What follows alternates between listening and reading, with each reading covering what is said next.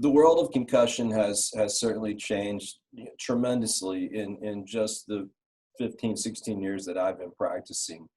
And a message that I always like to stress to my patients and my student athletes that I see is one of hope and optimism. Just because you've sustained a concussion doesn't mean it's going to be a life-altering event. Just because you've sustained a couple of concussions, that doesn't necessarily mean it's going to be a life-altering event. The key is to educate yourself, educate your teammates, your administrators, your parents, because at the end of the day, we're all working together to get you through this injury.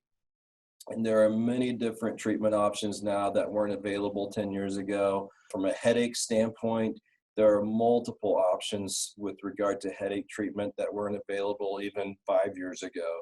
As science continues to evolve, as sports continue to evolve, so does the treatment options that we have for concussion.